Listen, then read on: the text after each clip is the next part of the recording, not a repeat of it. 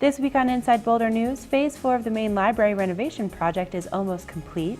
City Council unanimously decided to expand the current smoking ban, and time is almost up for the temporary University Hill Moratorium.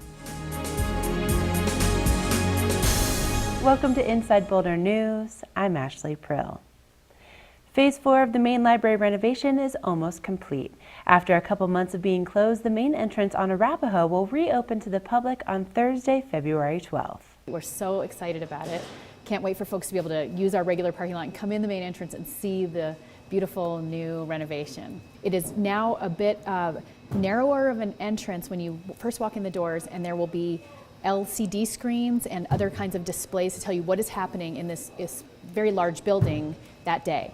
Additionally, the first floor will have all of the fiction collection, the holds, the media like the DVDs and CDs. The children's library, I'm looking at it right now, you should be able to see it right when you walk in the entrance. It has a bright orange marker here, and that has a tunnel that funnels right into the children's library, so kids can immediately spot where they want to head to. We have this beautiful Mount Sanitas room that leads up into the children's library. This whole area should be more open. You'll be able to see out of the windows, to see our gorgeous outside views.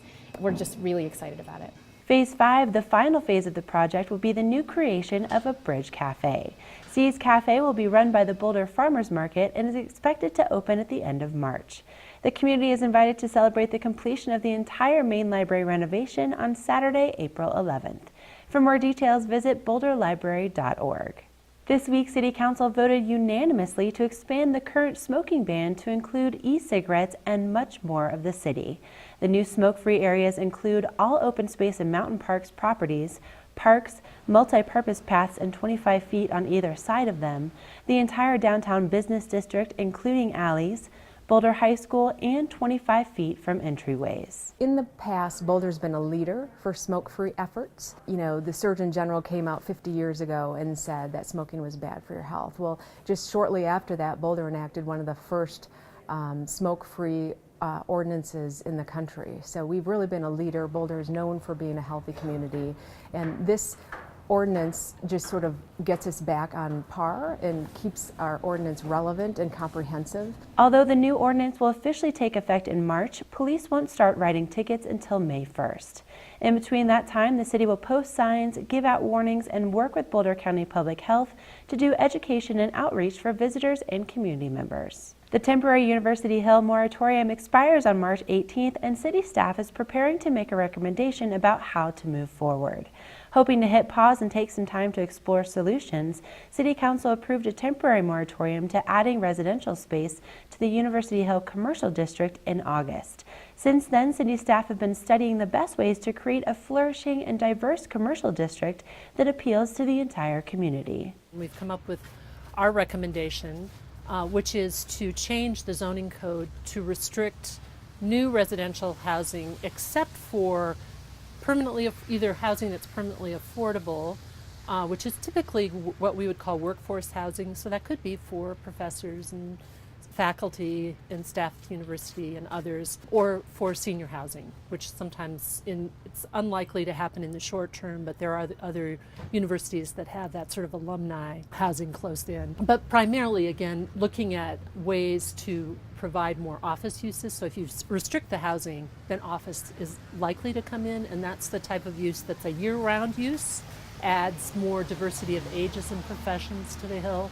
In the past week, the Planning Board and the Landmarks Board held public meetings focused on providing feedback about the recommendation to change the zoning code. Discussions included the possibility of turning the Hill into a local or national historic district. If you miss these opportunities to voice your opinion, City Council will hold a public hearing as part of its March 3rd meeting before making a final decision. For more information about the timeline and recommendation process, visit bouldercolorado.gov/planning/UH-moratorium. Boulder Fire Rescue's Wildland Division successfully completed a prescribed burn of slash piles in the Settlers Park, Red Rocks area this week. The prescribed burn is part of a forest health and wildlife mitigation plan created with open space and mountain parks. Today we're out burning piles that were created over the last 2 years as we were out here doing fire mitigation to really be able to protect the Knollwood subdivision in the city of Boulder to our east here We've been thinning out the trees, and the area up here is very difficult to get the material out. So we've had some piles up here and been letting them cure for the last few years. In order to conduct the burn, environmental and weather conditions had to be just right. The conditions really, are all part of a burn plan, which are all part of a larger scale plan that both open space and the fire department have. But, minimum amount of snow on the ground, an atmospheric condition that's going to take the smoke away from the city so we don't impact our residents. Firefighters were on scene for the entire duration of the process, and the piles were burned under a state of Colorado smoke management permit. For more information, visit osmp.org. This weekend, Boulder will host the USA Cross Country Championships at Flatirons Golf Course. Races will begin at 8:15 a.m. and continue until 1 p.m., featuring athletes of all ages and abilities. So the biggest thing that we're asking people to recognize if they're coming to the event, there's going to be a minimum of 2,500 spectators, upwards possibly to 5,000. So we're asking people to park at Ball Aerospace.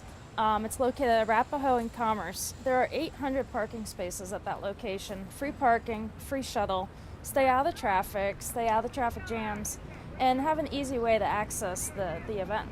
In addition, one lane of Arapahoe Avenue will be closed just east and just west of 55th to allow shuttle access.